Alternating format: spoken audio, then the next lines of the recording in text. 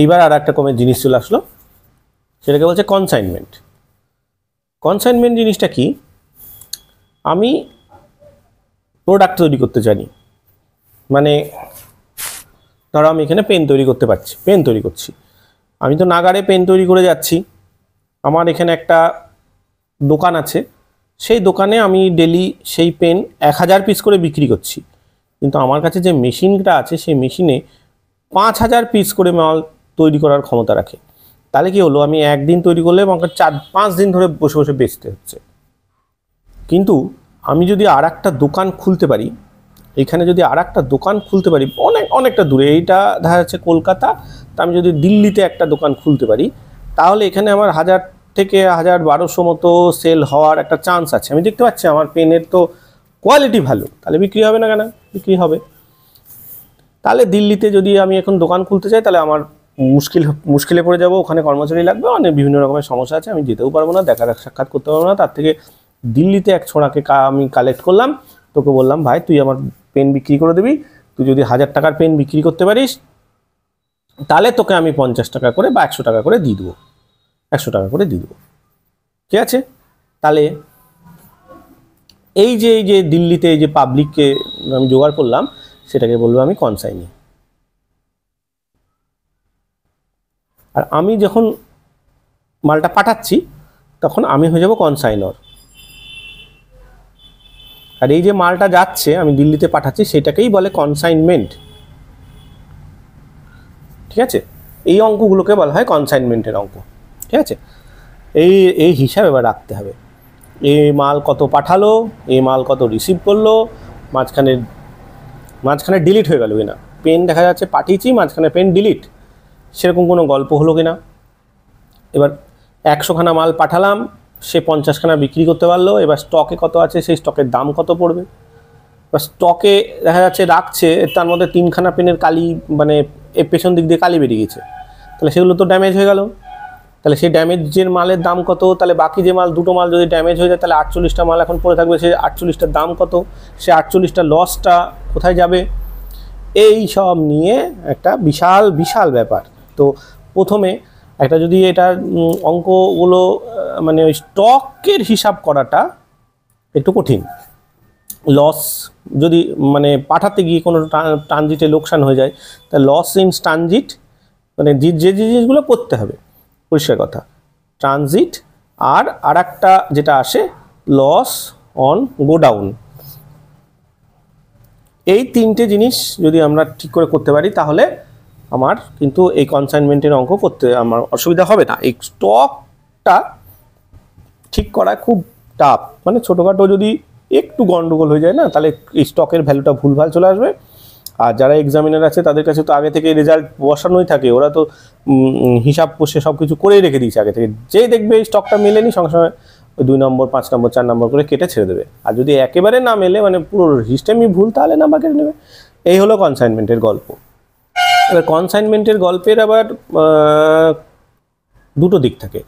কীরকম 2টো দিক? একটা হচ্ছে এই যে কনসাইনর, মানে যে মালটা পাঠাচ্ছে কনসাইনর, মানে প্রপ্রাইটর থেকে নর, ওয়ার প্রপ্রাইটর, মানে যে যার ব্যবসা আর কি, সে প্রপ্রাইটর, ওয়ার, ঠিক আছে? আর এমপ্লয়ি যদি ধরে নিই, এমপ্লয়ির বদলেই তো কনসাইনি, তাহলে এই ডবলই।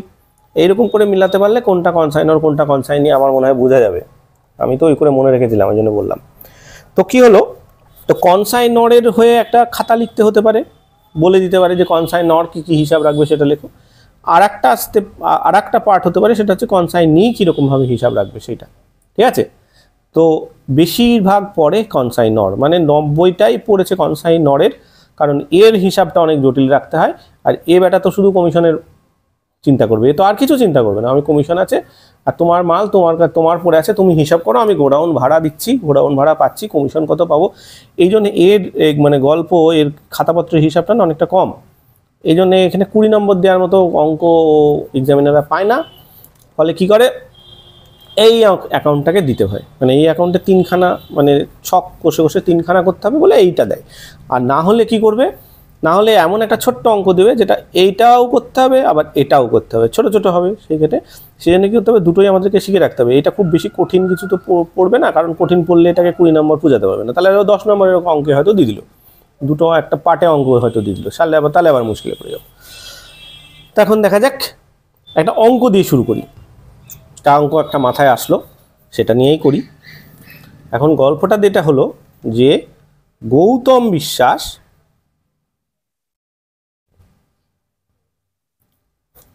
5000 খানা পেন শুভদীপ মজুমদারকে পাঠালো।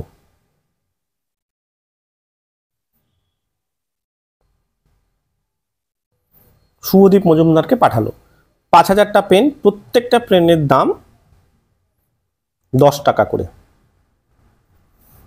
ঠিক আছে, অন কনসাইনমেন্ট বেসিসে, ঠিক আছে।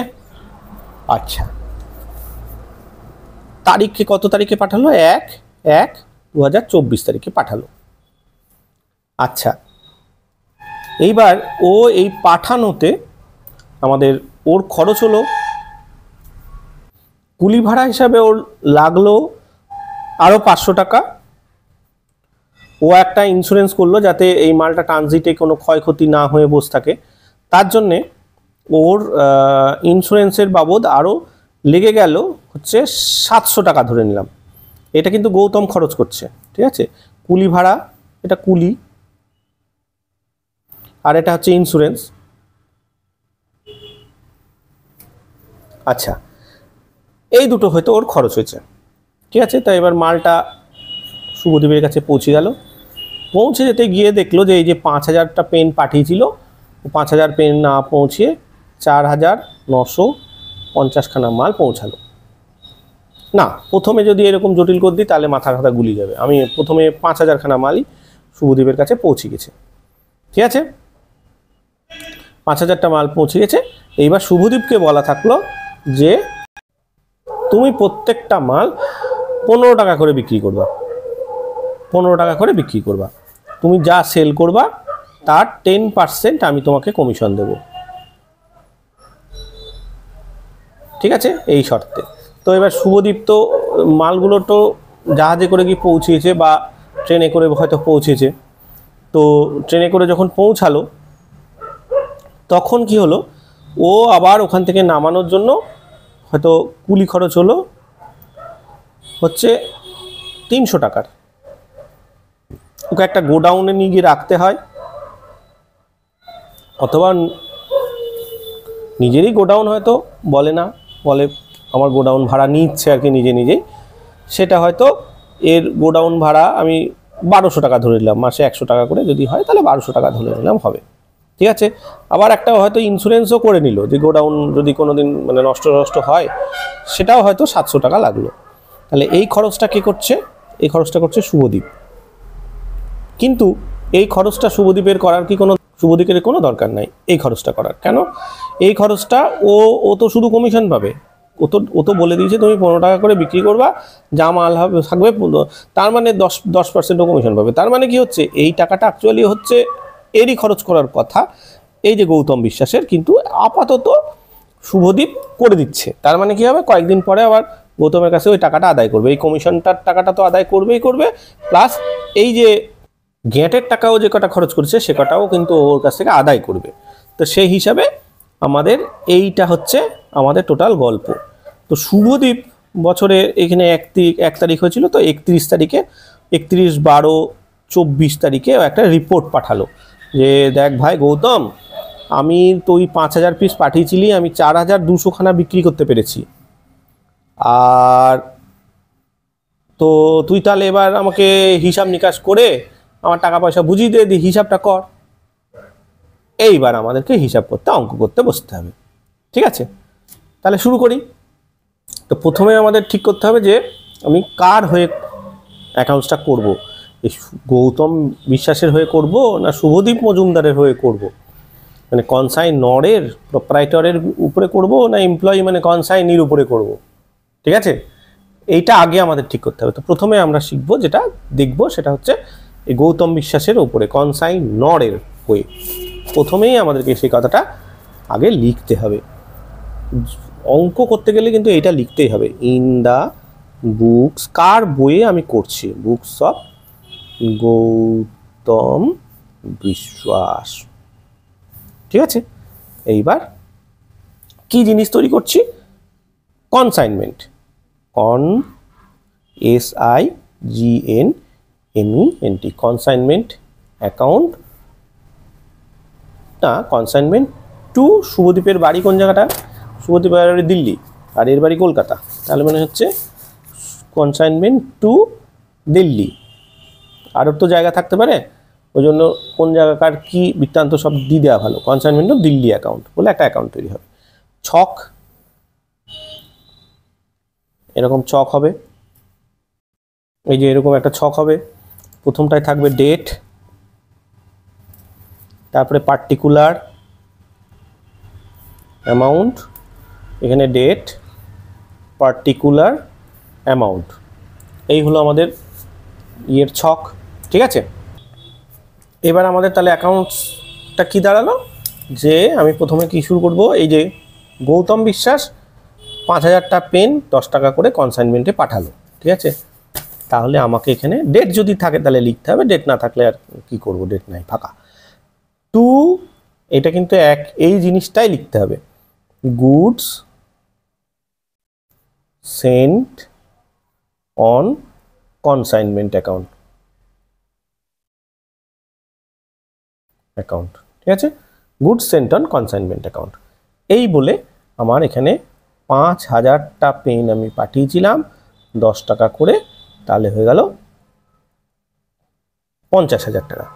ঠিক আছে, সঙ্গে আমি যেগুলো করেছি কি, আমি কিছু কিছু খরচ করেছি, টু ব্যাংক বা ক্যাশ, এটা যা ইচ্ছা, ব্যাংক হতে পারে অথবা ক্যাশ হতে পারে, এটা পরীক্ষা হলে কিন্তু যে কোনো একটা লিখতে হবে, আমি দুটো লিখেছি বলে অবলিক দিয়ে দুটো লিখলে হবে না, যে কোনো একটা, ব্যাংক লেখাটাই আমার মনে হয় ভালো।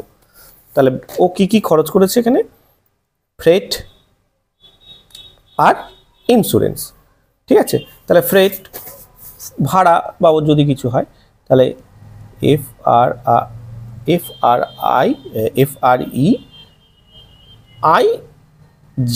FREIGHT ফ্রেট 500 টাকা, ইন্স্যুরেন্স 700 টাকা, তাই না, 700 টাকায় তো ছিল, হ্যাঁ 700 টাকা। তাহলে এইটা টোটাল দাগ দিলাম যে 1200 টাকা হলো ওর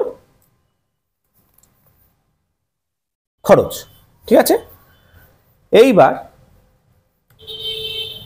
জিনিসটা তো এখানে পৌঁছে গেল, পৌঁছে যাওয়ার পরে আমার তো আর কোনো খরচ নাই, এবার শুভদীপ মজুমদার মালটা পেয়েছে, তা সে আবার তারপরে তো এই খরচগুলো করলো, তাই তো, এই খরচগুলো তো আমি করলাম না, কিন্তু আমাকে তো শুভদীপকে দিতে হবে, তাহলে আমি আবার এখানে কি করব, যে টু শুভদীপ মজুমদার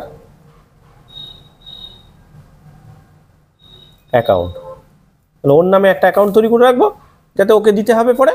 ঠিক আছে, ওর নামে একটা অ্যাকাউন্ট তৈরি করে রাখবো, সেখানে ও কী কী খরচ করেছে, এই যে ফ্রেট, গোডাউন রেন্ট আর ইন্স্যুরেন্স 300, 700, 300, 1200 আর 700, তাহলে এখানে ও ফ্রেট GST ফ্রেট 300, ইন্স্যুরেন্স 1200 দেখলাম তো, হ্যাঁ 1200 আর 700 আর গোডাউন রেন্ট 1200, তাহলে ওর কত হয়, 7 দিনে 2200, 2200 টাকা আমার আবার খরচ হয়েছে। ঠিক আছে, এইবার তাহলে আমার এখানে কি হয়েছে, এই যে ও তো বিক্রি করেছে, তাই না, তাহলে এই বিক্রি করে টাকাটা তো আমি পাইনি, এই টাকাটা তো, যেমন এই টাকাটা খরচ করেছে বলে আমি শুভদীপ মজুমদারের নাম লিখলাম, তাহলে এই টাকাটাও তো বিক্রি করেছে, ও সেল করেছে, কিন্তু এই জিনিসটা তো আমি ওর কাছ থেকে পাবো, তাই না, ডেট যদি বসা থাকে, দেওয়া থাকে, ভালো কথা। তাহলে এখানে কিন্তু আমি কি করব, বাই শুভদীপ মজুমদার অ্যাকাউন্ট বলে লিখব, ব্র্যাকেটে দিয়ে দেবো সেল, হলো যে বিক্রি হয়েছে, কত টাকার বিক্রি হয়েছে, শুভদীপ হিসাব দিয়েছে, শুভদীপ কত, এই যে 4200 পিস মাল বিক্রি হয়েছে, 15 টাকা করে বিক্রি করবো বলেছিলাম, সেটা তো আগেই বলে দিয়েছিলাম, তাহলে 4200 গুণিত 15, তাহলে কত থাকে? দুটো শূন্য তো এখানে হলোই, 15 দুগুণে 30-এর শূন্য, হাতে থাকলো 3, 4 15 60, আর 3 63,000 টাকা ও জিনিস বিক্রি করেছে। এইবার ওকে তো আমি পাঠিয়েছিলাম 50,000টা, মানে সরি 5,000টা, তার মধ্যে ও বিক্রি করলো 4,200টা, তার মানে স্টক তো এখন থেকে গেল, তাই না? তাহলে এখানে আবার দিয়ে বাই স্টক অন কনসাইনমেন্ট, তাই তো? এখানে হবে স্টক অন কনসাইনমেন্ট। তাহলে এটা কত থাকবে? 5,000 মাইনাস 4,200, যেহেতু কোনো অ্যাবনর্মাল লস পস হয়নি, তাহলে 800 পিস। এবারে এই 800 পিসের দাম কত? এইখানে হলো সব থেকে বড় জ্ঞানাকল। এই ধরনের অঙ্কে স্টকগুলো করার সময় একটা ওয়ার্কিংস করে নিতে হয়, ঠিক আছে? WORKINGS, ওয়ার্কিংস বলে এখানে নাম্বার 1 এরকম করে দিলাম, দিয়ে লিখলাম স্টক। তাহলে স্টক 1 হয়ে গেল। আমি এখানে দিলাম ওয়ার্কিংস 1 বা নোট 1ও দিতে পারি, তাহলে এখানে নোট লিখবো, ঠিক আছে? তাহলে এখানে স্টকের ভ্যালু বের করবো, ঠিক আছে? Cost of product, cost of product 5,000 গুণিত 10 সমান 50,000, ঠিক আছে? 5,000 পিস।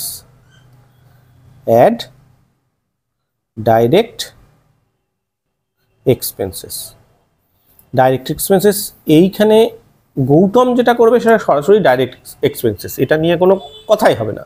কিন্তু এখানে গোডাউনে পৌঁছানোর আগে পর্যন্ত, মানে গোডাউনে পৌঁছানোর আগে পর্যন্ত যা খরচ হবে সেটা হচ্ছে ডাইরেক্ট এক্সপেন্সেস, মানে ওটার আর পুনরাবৃত্তি হবে না, কিন্তু বাকিগুলোর পুনরাবৃত্তি হবে। ডাইরেক্ট এক্সপেন্সেসের কোনো পুনরাবৃত্তি হয় না।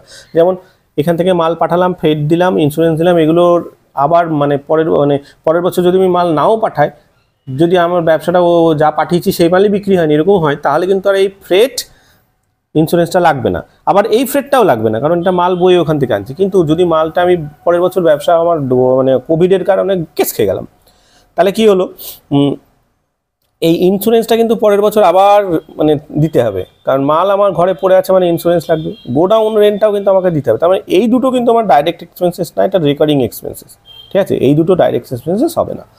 তাহলে add direct expenses by Gautam, কত টাকা? ওর তো বলেইছিলাম যা করেছে সবটাই। আর add direct expenses by Subhadeep, কত টাকা? এই যে মাত্র এখান থেকে আমি 300 টাকা পাবো, ঠিক আছে? তাহলে হলো 300 টাকা। তাহলে টোটালের দাম দাঁড়ালো 1,500 টাকা। তাহলে এইবার cost, total cost of 5,000 piece is কত দাঁড়ালো? 51,500 টাকা, ঠিক আছে? এইবার 5,000টার দাম যদি 51,500 টাকা হয়, তাহলে 800-র দাম কত? তাহলে কস্ট অফ 800 পিসেস ইজ, তাহলে কত হবে? 51,500 গুণিত 800 বাই 5,000। কাটাকাটি করলে দেখি, এই 3টে কেটে গেল, এটা কেটে গেল।